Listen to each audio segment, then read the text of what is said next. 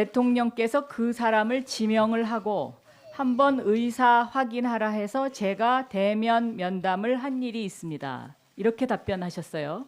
그런데 김기춘 비서실장이 이렇게 답변한 사람의 특징은 모두 최순실이라는 사람이 대통령에게 부탁한 사람입니다.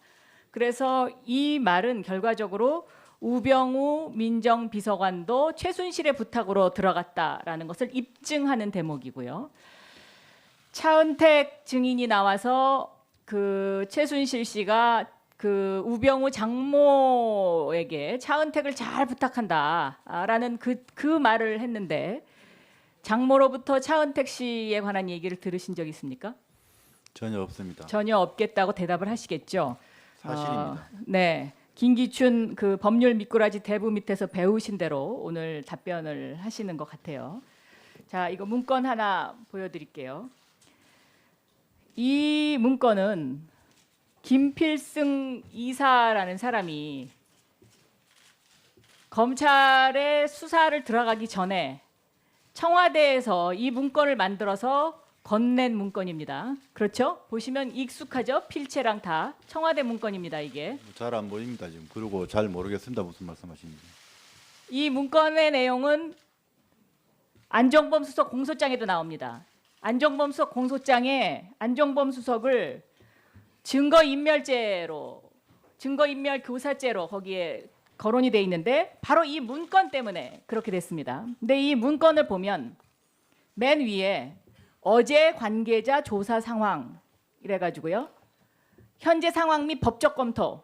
그래서 어제 조사한 사람들에 대한 집중 질문 내용이 여기에 써 있습니다.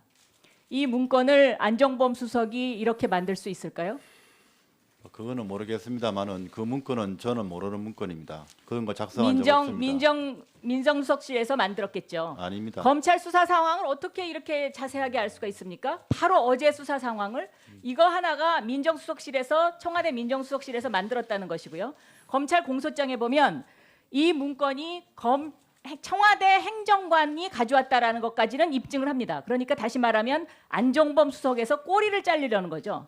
이 문건의 맨 마지막에 보면 롯데 75 기부금은 어떻게 된 것인가에 대한 답변의 가이드라인이 있습니다. 여기 뭐라고 써 있냐면 당시 잘 기억은 나지 않는다. 당시 사업 목적에 맞지 않아서 되돌려 준 것으로 기억함. 이렇게 답변하라고 가이드라인까지 써 있거든요. 이거 민정수석실에서 만든 두 가지 증거라고 저는 생각합니다. 어떻게 생각하십니까? 전혀 아닙니다. 저희는 그런 자, 문건 롯데 만든 적이 75억 없습니다. 돌려준 거 압수수색 들어가기 전날 돌려줬는데 우병우 민정수석이 롯데에 알려줬다.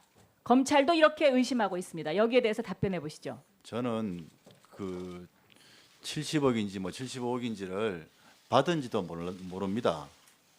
그러니까 뭐 돌려주는 것도 더 물론이고요. 뭐 다 모른다고 대답을 하시겠죠. 아닙니다. 네. 지금 사실을 말씀드리고 있는 겁니다. 그래서 근데 사실을 말씀드리는데 롯데- 왜 오늘 나오셨습니까?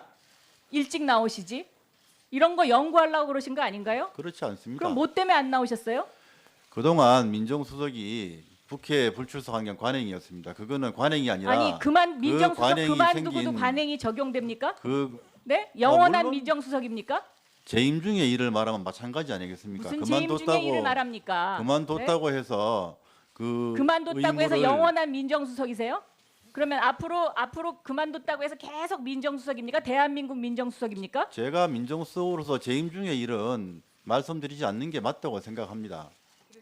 그래서 2천만 원 현상금이 무서워서 그럼 오늘 나오셨습니까? 국회에서 오라고 두 번째 오라고 해서 그러면 그동안 못 나왔던 그 이유와 원인과 또 다시 또 국회에서 요구하는 거와 저희가 취할 수 있는 최선의 어떤 그 선택을 하고 최선의 답변을 하기 나왔습니다. 자, 2014년 12월에 대통령이 정문회 문건을 찌라시라고 이야기합니다. 이 찌라시라는 규정은 누가 만들었습니까? 무슨 말씀이신지 대통령 말씀 표현을 말입니까? 찌라시라고 이야기하면서 가이드라인을 제시하죠. 수사 가이드라인. 저희가 한 건 아닙니다. 그럼 누가 했습니까? 대통령은 어떻게 찌라시인 줄 알았습니까? 이것을? 글쎄, 그 부분은 저희가 뭐 직접 찌라시란 표현이라든지 그 연설문이라든지 작성한 적이 없기 때문에 아니 대통령이 민정수석실에서 이 문건에 관해서 이게 찌라시입니다라고 이야기해주기 전에 어떻게 대통령이 이게 찌라시라는 걸 어떻게 합니까? 그렇지 않습니까? 그 당시에 검찰의 수사 결과 발표도 하고 검찰이 무슨 수사 결과를 발표했습니까? 찌라시라는 이야기를 하기 전에 한 그 시점은 검찰이 수사 시작하기 전입니다. 아, 죄송하지만 정확히 저 순서라든지 일정은 잘 모르겠습니다. 예. 결과적으로 이 찌라시는 찌라시가 아닌 것으로 판명됐죠. 그러면 민정수석실에서 책임져야 되는 거 아닙니까? 그리고 무슨 그 당시에 말씀인지 정윤의 문건 당시에 압수수색 들어가는 거 왜 막으셨죠? 압수수색 같은 거 막은 적 없습니다. 압수수색 들어가는 거를 직접 전화해서 막았다고 검사가 진술했습니다. 그렇지 않습니다. 그런 적 없습니다. 왜 막으셨죠? 압수수색 들어가는 정윤회 집 압수수색을 왜 막으셨습니까? 저는 검찰이 법과 원칙에 따라 수사했다고 생각합니다. 그 외에는 김주현 대검차장하고 평상시에 얼마나 자주 통화하십니까? 평상시에요? 네. 필요가 있으면 통화합니다. 또 대검차장 간 법무부 이후는 안대근 검찰국장과 평상시에 얼마나 자주 통화하셨습니까? 필요할 때만 통화합니다. 필요할 때마다 통화하죠. 그게 바로 증거입니다. 그 두 사람을 통해서 검찰은 김주현 차장, 법무부는 안대근 검찰국장을 김주현 통해서 차장도 대검차장 간 이후에는 거의 통화한 적이 없습니다.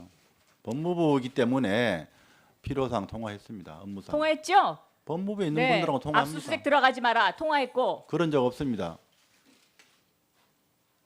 뭐 오늘 그렇다고 대답은 안 하시겠죠. 저도 그런 답변을 기대하지는 않았지만 적어도 대한민국의 민정수석을